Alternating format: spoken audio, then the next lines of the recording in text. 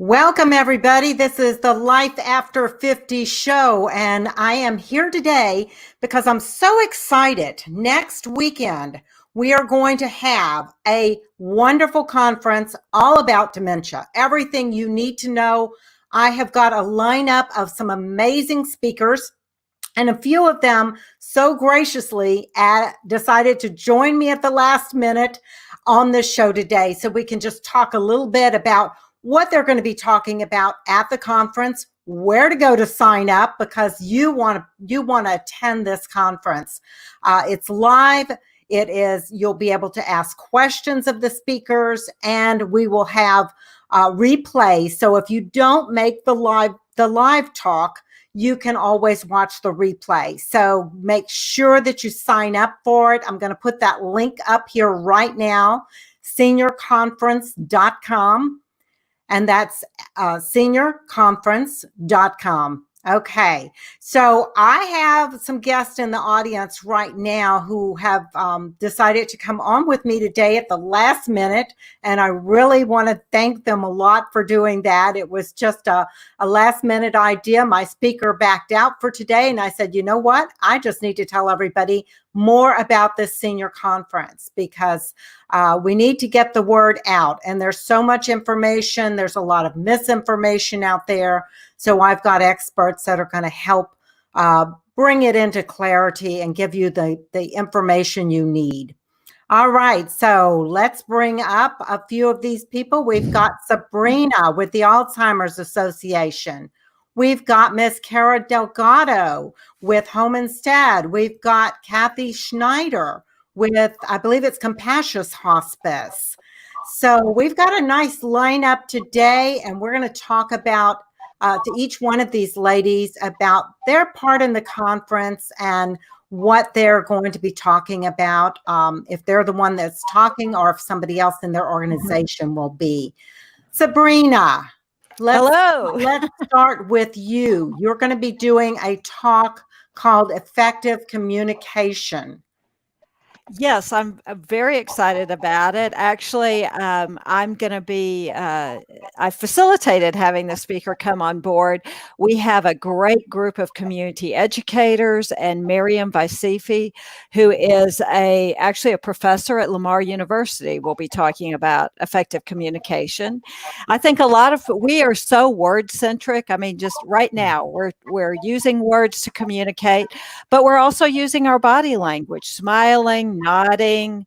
And so I think that's part of what Miriam is going to be talking about is sadly, one of the first things to go in Alzheimer's disease is the ability to communicate easily using words. But instead, what we can use is body language. And even in the late stages of Alzheimer's, when the ability to use words is completely gone, you could still communicate with your loved one through touch, through smell, through sounds. We hear about the power of music all the time. So there are a number of different ways to communicate, and this presentation will be talking about that. Great. That's a great topic. And I think as coming from having been a family member, caring for someone with dementia, you get so stressed and so worried and so anxious about things, and that carries over. And people always tell me my face tells it all. So when I'm really worried about something, you can see it. Yeah. Well, for the person with dementia who can't communicate with their words, they're looking at my face, and if they see worry and panic and fear, they're going to get into that too. And I thank you for coming on and presenting on that. And do you remember what day you're speaking? Are you speaking on Friday or Saturday? Miriam will be speaking on Friday. On Friday, okay. And Friday is a great day for us because we're happy to be presenting a conference this Friday too. So we are all learning the the value of being able to communicate with people virtually. So if you're a caregiver and you can't get away from home, you still can join in these discussions. You could be watching these things, and even if your loved one calls you from the other room, you can dip in and out without without being a disruption. And we can reach people who don't want to deal with traffic. We can reach people who are living far out in the outlying areas. So these are great opportunities, and we really appreciate it. And I think from talking to a lot of my friends, a lot of us have kind of gotten used to this at home thing, and we really don't want to deal with that Houston traffic if we don't have to. Yeah, very, very true. Online is going to be more and more important. Yep. So thank you for being here. Thank you. Kara, I want to bring you on and let's talk. Your talk is going to be understanding the symptoms of Alzheimer's. Tell us a little bit about who you are, who you work for, and what you're going to be talking about. Sure. Well, good morning, and thank you, Catherine. I'm sorry your speaker didn't work out for today, but I'm glad to be here. This is fun. It's all good. So Catherine, my background's in social work. I have an LCSW, and I'm actually the owner of the North Houston Home Instead Senior Care Office. So my talk on Saturday, I believe my time slot is at 11:30 on Saturday next week. And I know that your participants and attendees may have varying degrees of knowledge about the disease of Alzheimer's. And so we're gonna start with some basics, and then we're gonna move into some of the symptoms that they're likely to see, and how do they deal with those symptoms? How do they minimize them? It's really. And I think Miss Delgado has frozen on That's the. Oh, there she goes. Here she comes. You froze for a moment. Okay, so we're going to move into talking about patient-centered care. I think we often forget that these are people, and it's not just the disease. And so keeping the person at the center of the care is going to make everybody more successful in providing the care. And then finally, we're going to talk about some resources for the family caregivers. It's really important that family caregivers take care of themselves. So I think that'll be helpful. I like to give takeaways, things that can help folks as they move forward in their journey of caring for somebody with Alzheimer's or some other type of dementia. So yes. Well, thank you. I want to mention too to everybody who's listening to this conference is completely free to attend. There is no charge ever. These ladies have, and all of our expert speakers have given their valuable time donated to participate in this and to give you their information. They have years and years of experience. I know you've been, Kara, in this industry for how long? A long time. I'm sorry, I froze up again. I missed a little bit. Okay, I was just saying, I know you've been in this industry for a long time. We all have a lot of experience. How long have you been in the industry? Oh gosh, Catherine, that question just makes me feel a little bit old, but I'm sure that's more about me than anything. I've been working in the field of healthcare with seniors since 1989. I've owned a home instead office for about 13 years. So, pretty good amount of time, a little more than I care to remember, actually. But you've got a lot of experiences to bring to the table, and families. What I want people to understand is you can get so much from these conferences by listening to these speakers and delving in and getting their expertise and their knowledge from all of these years of experience of working with people who have had similar problems that you're having. I know it feels sometimes like you're the only one that this is happening to. And when you come to these conferences, you realize I'm not the only one. And there's lots of people out there, and there's lots of people out there that can help us. So thank you again for that. I also want to bring up Kathie Schneider. Kathie, hospice and dementia is your topic. It's a topic that's near and dear to my heart. My mother and my mother-in-law both were on hospice. My mother for almost 2 years, and my mother-in-law for about 7 months. Both had dementia. We could not have done it without our hospice team. So tell us a little bit about you and the hospice that you're in. I know you have a mother also who I don't know if she's on hospice or not, but you can tell us a little bit more about that. She has dementia. Yes, thank you, Catherine. And my company is Compassus. A lot of people haven't heard of that. We're kind of new in the Northwest Houston area. We're actually the third largest in the country hospice organization, but we haven't had a real big, strong presence here in the Northwest area. So I'm excited to be part of this conference to be able to bring that knowledge to this area. I'm also very glad to hear that your mother was on for almost 2 years and was it your mother-in-law for 7 months? Mm-hmm. Yep. That is truly one of the messages I'm trying to get out. Hospice is a gift.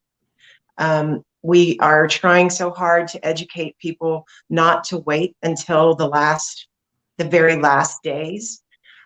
So often people associate hospice with giving up, when in reality it is truly giving hope, and it is allowing the family to be the family and we take over as caregivers. It's allowing that individual to thrive in their remaining time.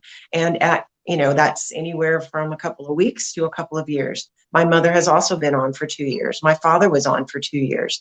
And I just think it's important. And that's one of the things we're going to be talking about is it kind of goes in line with the 2 other ladies that have you've already spoken to. We're going to be talking about the symptoms and signs in the final stages of dementia, and how our nurses address that with the family, and also the communication and the fact of the way things change towards the end, and also touch on the fact of, well, what is hospice, and just make sure that it's clear that it's not just a nurse. Hospice care is an entire team. It's the medical director, it's the nurse that's assigned the home health aide. There's a chaplain and a social worker and volunteers, and just everyone taking care of that loved one, but also taking care of the family.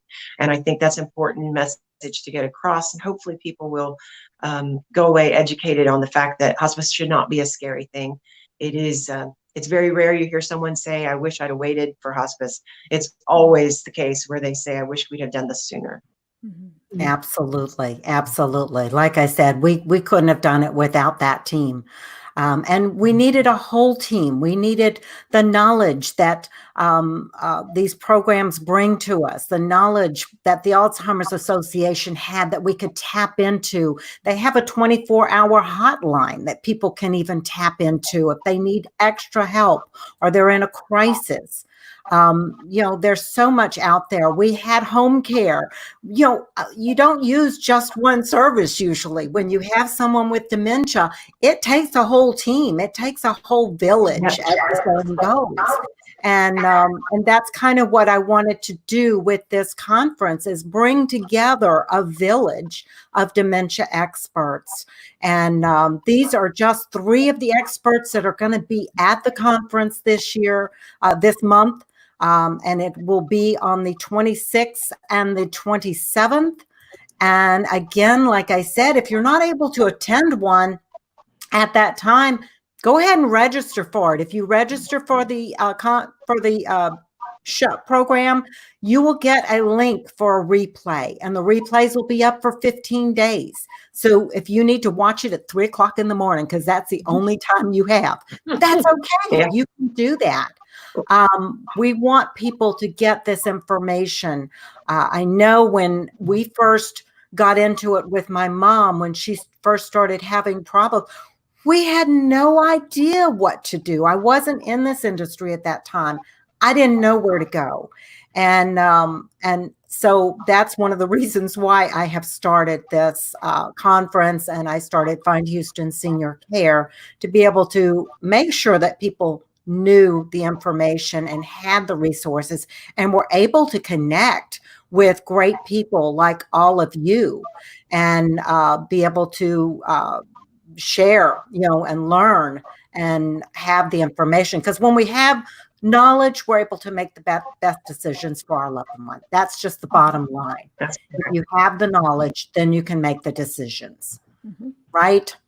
Yep. right. Sure. Yeah.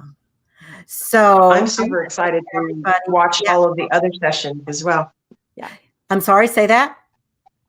I beg your pardon. I said I'm super excited to watch all of the other sessions as well. We have got a great lineup, and I'm just going to kind of run through here and tell you a little bit. We've got the Dementia Action Plan. Kevin Jameson with the Dementia Society will be presenting that. We've got Prepare to Care, Caregiving 101, somebody from AARP. We've got Navigating the Guilt of Dementia. Now, anybody that has ever cared for anybody with dementia, guilt just sneaks in there. It does. And, you know, we don't know how to deal with it. And we have a lot of what if I would have, and maybe I should have, and I should, you know, all these shoulda, woulda, couldas. So that's going to be a good one. We've got Moving Through Grief for Caregivers, a holistic approach. And Melissa was on the program a couple weeks ago, I believe. She's amazing. She does a free caregiver retreat. We have Living with Dementia during the COVID-19 pandemic, and that's going to be Teepa Snow.